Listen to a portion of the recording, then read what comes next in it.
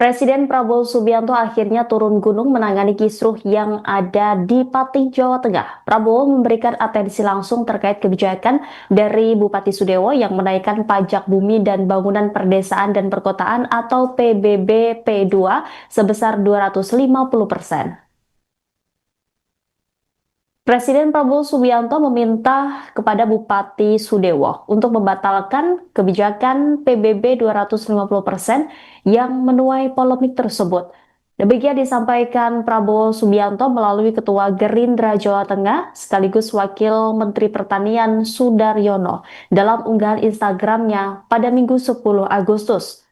Sudaryono lantas mengungkap solusi dari Prabowo yang pro rakyat terkait kebijakan. Download Tribun X sekarang, menghadirkan lokal menjadi Indonesia.